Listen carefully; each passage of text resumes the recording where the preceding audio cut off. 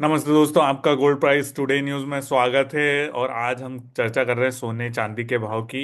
और इस पर चर्चा करने के लिए हमारे साथ पृथ्वी फिनमार्ट से उनके डायरेक्टर मनोज कुमार जैन जी हैं। मनोज जी, आपका स्वागत है। आप में से बहुत सारे लोग कमेंट में लिखते रहते हैं, इसलिए अब हम हर हफ्ते मनोज जी का इंटरव्यू करते हैं। पहले जो है हम लंबे समय में करते थे, पर अब हम मनोज जी को हर हफ्ते एक दिन कहीं ना कहीं पकड़ लेते हैं। मनोज जी, आपका स्वागत है। सो मनोज जी, मैं डिस्कशन की जो शुरुआत है वो ऐसे करूंगा कि जो रिजर्व बैंक ने सोना खरीदा अभी रिकॉर्ड, अक्टूबर में भी रिकॉर्ड खरीदा और पूरे साल में भी रिकॉर्ड खरीदा, सेंट्रल बैंक की जो खरीद आई थी।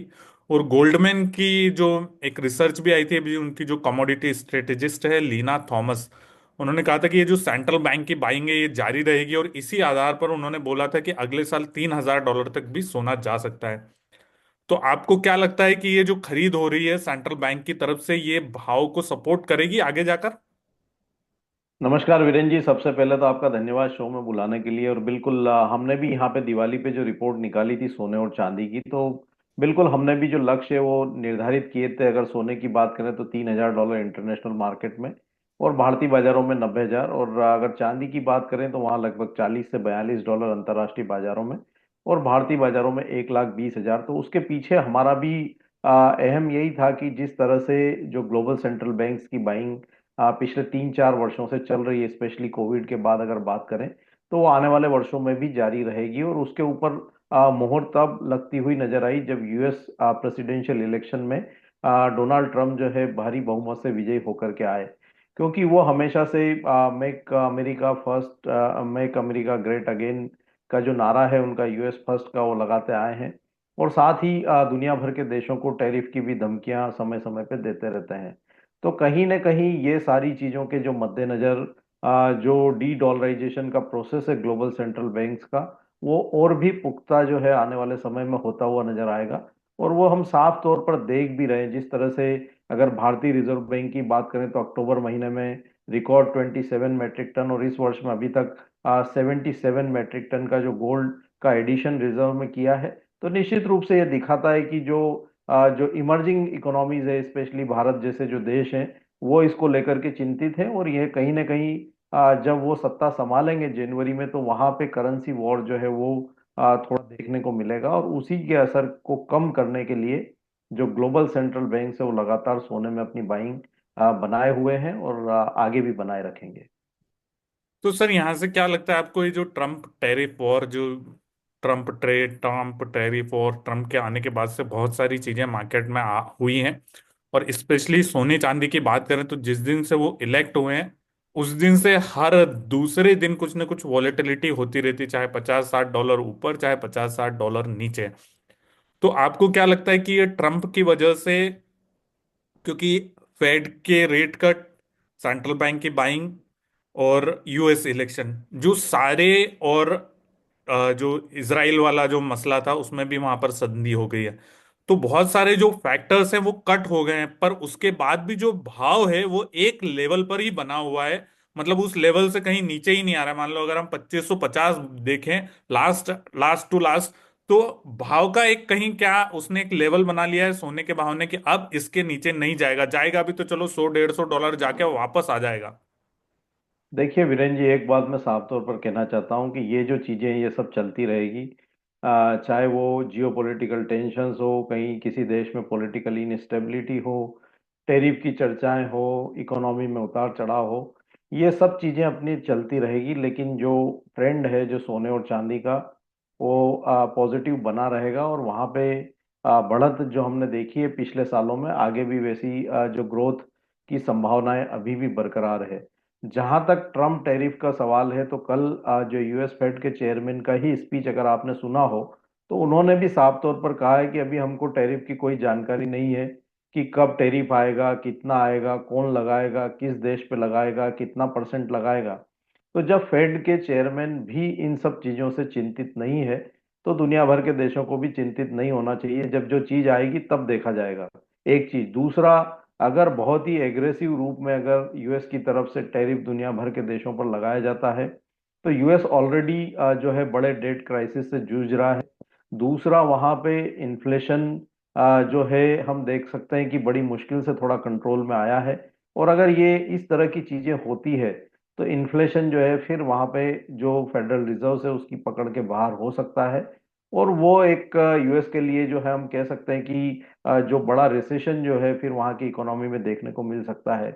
तो आने वाला जो एडमिनिस्ट्रेशन है वो सारी चीजों को दृष्टिगत रखते हुए ही अपने निर्णय लेगा। और मुझे नहीं लगता है कि कोई बहुत ज्यादा एग्रेसिव टैरिफ जो है दुनिया भर के देशों पर वहां से लगते हुए नजर आएंगे, क्योंकि कहीं ना कहीं अगर वो ऐसा करते हैं तो उनकी इकोनॉमी सबसे पहले वहां पे जो है खतरे में पड़ती हुई नजर आएगी। आप म्यूट करिए, अनम्यूट करिए। जी जी। सो मनोज जी, क्या लगता है आपको कि यहाँ से अभी कैसे भाव आपके हिसाब से, आपका क्या असेसमेंट है? क्योंकि अब आपने दिवाली टू दिवाली तो रिपोर्ट बनाई थी, पर अब नया साल भी शुरू होने वाला है 2025।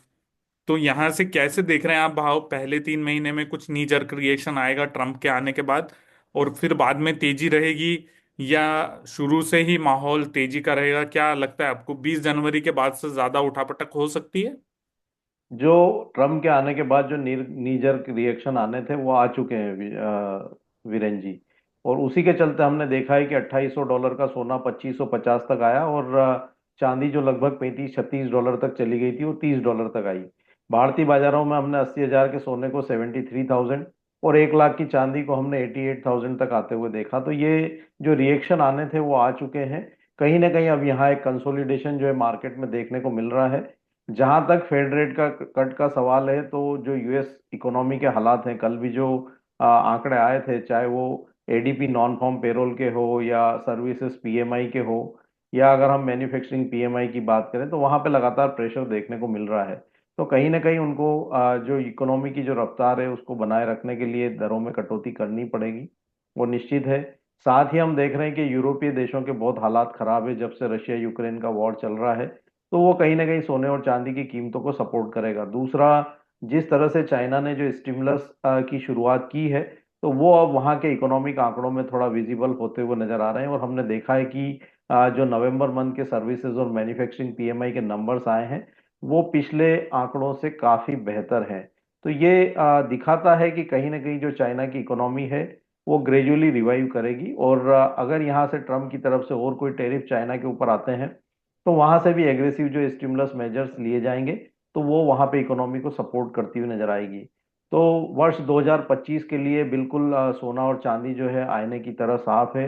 जो मजबूती पिछले सालों में देखने को मिली थी 25 में भी जारी रहेगी। $3,000 सोने के लिए बहुत कंजर्वेटिव लक्ष्य रहेगा वीरेन जी। और भारतीय बाजारों में 90,000। और अगर चांदी की बात करें तो $40 से $42 अंतर्राष्ट्रीय बाजारों में और 1,20,000 भारतीय बाजारों में। तो कोई यहाँ पे इप्स एंड बट्स नहीं है। अगर कोई गिरावट आती भी है किसी कारण से तो वो निवेशकों को एक अपॉर्चुनिटी के रूप में देखना चाहिए। निवेशित रहें, गिरावट में सिप के मोड में निवेश करते रहें।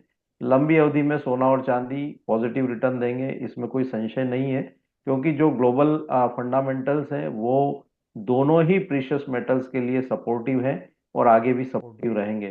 तो गिरावट में यहाँ पे एक्यूमुलेशन करना चाहिए, चाहे सोना हो या चांदी हो। आगे वर्ष 2025 के लिए भी जो भविष्य सोने और चांदी का वो उज्जवल नजर आता है। और अगले 2-3 महीने कौन से लेवल देखने चाहिए मनोज जी? क्या कुछ चार्ट बता रहे हैं जिनको हम, जो हमारे आम लोग हैं, जो निवेशक हैं या जो ट्रेडर हैं, उनको ये लेवल्स देखें तो वहां से उनको लगता है कि मार्केट किसी भी दिशा में जा सकता है वैसे? देखिए, अगर 2 से 3 महीने की मैं बात करूं तो $2588 सोने के लिए इंटरनेशनल मार्केट में काफी स्ट्रांग जो है सपोर्ट बनता हुआ नजर आया है। और उस लिहाज से अगर भारतीय बाजारों में बात करें तो 74,400 ये एक स्ट्रांग सपोर्ट के रूप में देखना चाहिए। इंटरनेशनल मार्केट में $2,720 के आसपास एक माइनर रेजिस्टेंस जो है देखने को मिलेगा। और उस लिहाज से कहीं ना कहीं 78,200 ये एक थोड़ा रेजिस्टेंस जोन हो सकता है। लेकिन अगर ये लेवल पार होते हैं तो फिर सोना नया हाई बनाता हुआ नजर आएगा इंटरनेशनल मार्केट में। मतलब हम $2,800 के स्तर को फिर पार कर देंगे और भारतीय बाजारों में 80,000 के स्तर के भी पार जो है सोना निकलता हुआ नजर आएगा। तो 2720 ऊपर में नजर रखना चाहिए, $2,588 नीचे की तरफ इंटरनेशनल मार्केट में। भारतीय बाजारों में 74,400 नीचे की तरफ और 78,200 ऊपर की तरफ, ये लेवल्स पे नजर रख के चलें। वहीं अगर चांदी की बात करूं तो $29.80 नीचे की तरफ इंटरनेशनल मार्केट में। भारतीय बाजारों में 88,800 एक मजबूत सपोर्ट नजर आता है। वहीं अगर ऊपर की बात करें तो अभी यहाँ पे कहीं ना कहीं 32 से $33 के बीच में इंटरनेशनल मार्केट में एक रेजिस्टेंस है। भारतीय बाजारों में 96,000 के आसपास रेजिस्टेंस जो है एक बन सकता है माइनर। लेकिन अगर इस बार चांदी 96,000 के स्तर को क्रॉस करेगी तो वहां भी नए हाई बनते हुए नजर आएंगे। तो नीचे में 88,800, ऊपर में 96,000, इस रेंज पे नजर रखें। ऊपर की तरफ ब्रेकआउट होंगे तो नया हाई निश्चित रूप से देखने को मिलेगा। और मंदी सोने और चांदी में समझ में नहीं आती है। गिरावट में यहाँ पे अक्यूमुलेट करना चाहिए। जो लंबी अवधि के निवेशक है सिप के रूप में निवेशित रहें। और जिनको छोटी अवधि के लिए खरीदना है तो कोई भी गिरावट आए तो वहाँ पे निवेश करने का नजरिया रखें। ओवरऑल सोने और चांदी में लंबी अवधि में तेजी ही नजर आती है। चलिए मनोज जी, ये तो बहुत अच्छी बात बताई। तो 80,000 का iPhone 16 खरीदें या 80,000 का 10 ग्राम सोना? बिल्कुल सोना और चांदी खरीदें, वो ज्यादा अच्छा है। और इसके ऊपर एक मैं आपको बिल्कुल संक्षेप में बताना भी चाहता हूँ वीरेंद्र जी, क्योंकि आप अगर कोई भी फोन खरीदते हो तो 1 साल में या 2 साल के बाद उसकी वैल्यू जो है 60 से 80% तक डेप्रिशिएट हो जाती है। वहीं अगर आप सोने को देखो कंजर्वेटिवली भी, अगर कहीं आपका जो इन्फ्लेशन है वो 4% है या 5% है, तो जो इन्फ्लेशन रहता है उसके डबल रेट से सोना जो है ग्रोथ दिखाता है। ये एक सेट फार्मूला है मेरी समझ के अनुसार। तो अगर आपका इन्फ्लेशन 5% रहना है तो सोना आपका 80,000 वाला 90,000 हो जाएगा। लेकिन आपका 80,000 वाला आईफोन जो है वो 20,000 हो जाएगा। ये प्रूवन थ्योरी है। तो सोने और चांदी में निवेश करें। फोन आप सस्ता लेंगे तो भी चलेगा क्योंकि आपको बात ही करनी है। लेकिन निवेश करेंगे तो वो आपको लंबी अवधि के लिए जो है प्रोटेक्ट करेगा, आपकी वेल्थ को भी और आपके पोर्टफोलियो को भी। तो निवेश करें और सोना और चांदी को अपने पोर्टफोलियो में जरूर हिस्सा दें। उसको बिल्कुल एक अपने परिवार के सदस्य की तरह ट्रीट करें, क्योंकि ये सदस्य ऐसा है कि आपके बुढ़ापे की लाठी बन सकता है। तो दोस्तों, आप अभी तो 80,000 का सोना खरीद लो, क्या पता अगले साल जैसे मनोज जी बता रहे हैं तो iPhone Pro Max भी खरीद पाओ बिल्कुल। उसी रिटर्न में। पता चला सोना तो आपका वापस उतना हो जाएगा कि आप जो है उससे ज्यादा कुछ खरीद पाए, पर फोन जो है डेप्रिशिएटिंग एसेट है और सोना एप्रिशिएटिंग एसेट है। Thank you so much Manoj ji, ये बहुत अच्छा लगा आपसे बातचीत करके। जाते जाते कोई डिस्क्लेमर देना चाहेंगे? सोने और चांदी में फ्यूचर्स मार्केट में हमारी कोई पोजीशन नहीं है व्यक्तिगत, लेकिन समय समय पे हमारी रिकमेंडेशन होने के चलते हमारे काफी क्लाइंट्स की इनमें पोजीशन हो सकती है। चलिए, मैं भी यहाँ पर डिस्क्लेमर दे दूं, अगर दोस्तों आप कोई भी खरीदारी बिक्री सोने चांदी की करते हैं एक्सचेंज या नॉर्मल कहीं पर भी, तो अपने वित्तीय सलाहकार की राय लेकर करिएगा।